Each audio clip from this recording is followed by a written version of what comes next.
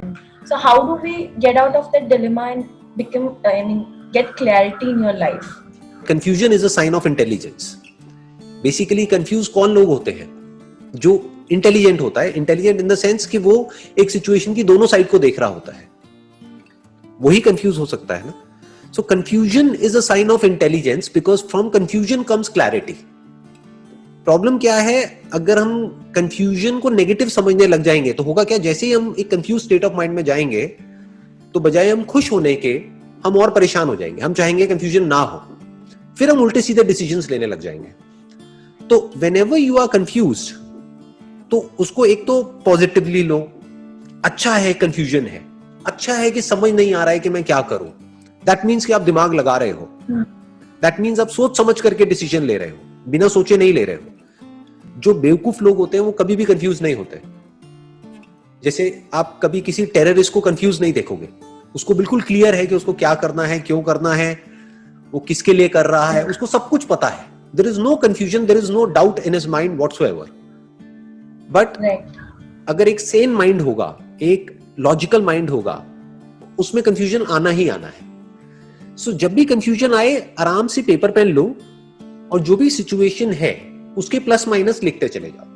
ये हम नहीं करते हैं. हम क्या करते हैं, माइंड में ही उलझे रह जाते हैं, अपने अंदर ही हम कुछ बोलते रहेंगे तो वो और कंफ्यूजन बढ़ता चला जाता है. वो बुरा है. कंफ्यूजन बुरा नहीं है, क्योंकि कंफ्यूजन हमारा दोस्त है. वो हमारे माइंड के लिए एक तरीके की एक्सरसाइज है. जैसे बॉडी के लिए एक्सरसाइज होती है ना, तो माइंड के लिए क्या एक्सरसाइज है? यही तो है कि दो ऑप्शंस आ गए हैं आपके सामने, दो रास्ते आ गए, अब चुनो दोनों में से क्या करोगे क्या नहीं. दोनों के अपने प्लस माइनस है, दोनों में यू कांट बी 100% श्योर, तभी कंफ्यूजन हो रहा है.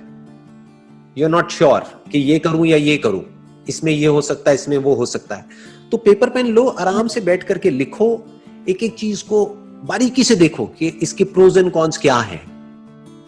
जो मेरे 2 डिसीजंस हैं या 3 डिसीजंस हैं, उसमें से किसमें जो नेगेटिव जो आउटकम है उसके आने के चांसेस कम से कम है और पॉजिटिव आउटकम आने के चांसेस बहुत ज्यादा है.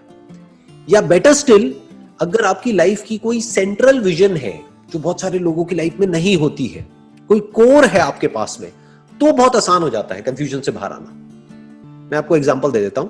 जैसे अगर आपका माइंड क्लियर है कि this is what I want from my life, this is why I am alive, तो आप उससे कनेक्ट करके देखो उन 2 डिसीजंस को कि वो जो आपकी लॉन्ग टर्म विजन है कि आने वाले 10 साल बाद, 20 साल बाद, जैसे भी आप अपनी लाइफ को देखते हो, उससे क्या कनेक्ट हो रहा है. अगर उससे कनेक्ट नहीं हो रहा है और शॉर्ट टर्म में आपको प्रॉफिट भी हो रहा है तो छोड़ दो, क्योंकि वो आपको आउट ऑफ ट्रैक ले जा रहा है, वो आपको भटका रहा है. बट अगर आपकी वो लॉन्ग टर्म विजन से कनेक्ट हो रहा है तो फिर कर दो. लाइफ में अगर इफ यू रियली वांट के डिसीजंस क्विक हो जाए, मतलब ज्यादातर लोग चाहते हैं बट समझते नहीं है कि कैसे होगा, कि मतलब if you want to take instant decisions, 1 second में डिसीजन लिया, हाँ तो हाँ, ना तो ना, तो वो कैसे होता है? सबसे पहले आपको अपने लिए डिफाइन करना होता है that what is it that I want from my life, कि मुझे अपनी लाइफ से चाहिए क्या है. फॉर एग्जाम्पल, अगर आपके लिए है पीस ऑफ माइंड, तो आप ऐसे लोगों से दूर रहोगे जो भी आपकी माइंड की पीस को अननेसेसरली डिस्टर्ब करते रहते हैं. जैसे कुछ लोगों का नेचर होता है लड़ने झगड़ने का, उनको मजा ही उसी में आता है. राइट? हमारी फैमिली में भी होते हैं, फ्रेंड सर्कल में भी होते हैं, रिलेटिव्स में भी होते हैं.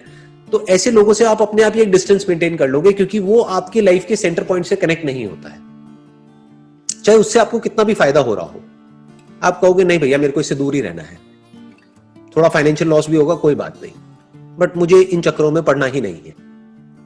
तो उससे बड़ा आसान हो जाता है सब कुछ. अगर आप थोड़ा सा डीपली समझोगे ना, हम कंफ्यूज क्यों होते हैं, ये जो कंफ्यूजन होता है ना, इसके पीछे जो जड़ होती है वो होते हैं 2 अपोजिंग थॉट्स. एक तरफ से ग्रीड चल रही होती है, एक तरफ से फियर चल रहा होता है. एक तरफ से हमारे अंदर एक डिजायर होता है काम को करने का, लेकिन एक डर भी कहीं ना कहीं उसके साथ में जुड़ा होता है, उसके कॉन्सिक्वेंसेस की वजह से. तो अगर आपने डिफाइन कर लिया है कि मेरी लाइफ का सेंटर पॉइंट क्या है, कि why I am doing what I am doing, तो फिर डिसीजंस बड़े आसान हो जाते हैं. फिर वो ग्रीड आपके ऊपर हावी नहीं हो सकती और डर कोई है ही नहीं वहां पर. For example, if somebody comes to me, जैसे अगर मैं आपको अपना एग्जाम्पल दूं, हो सकता है आप उससे अपने आप को रिलेट करके देखोगे. अब मैंने क्या किया हुआ है, अपनी लाइफ के लिए प्रॉपरली डिफाइन किया हुआ है, जो ज्यादातर लोग नहीं करते हैं. मैंने प्रॉपर्ली डिफाइन किया हुआ है कि ये जो मैं अभी कर रहा हूं, जैसे अभी आपसे बात कर रहा हूं, ये जो मैं सेशंस कर रहा हूं, ये मेरा पैशन है, ये मेरा प्रोफेशन नहीं है। तो कोई भी अगर मेरे पास में आता है, बहुत तरह के लोग अप्रोच करते हैं, पता नहीं कहां से, अगर मेरे पास आएंगे कोई भी ऑफर ले करके, तो मेरे माइंड में कोई कंफ्यूजन नहीं है, पहले ही ना है। अब वो चाहे मेरे को 10 लाख ऑफर करे, चाहे 1 करोड़ ऑफर करे, चाहे 10 करोड़ ऑफर करे, कुछ भी ऑफर करे, ना है तो ना है। क्यों? क्योंकि ये मेरा पैशन है। पैशन मतलब क्या? बिल्कुल एक प्रेयर के जैसा है कि भाई अगर हम प्रे करते हैं कहीं जा करके मंदिर में या कहीं पे, तो हम उसके पैसे थोड़ी मांगते हैं, राइट?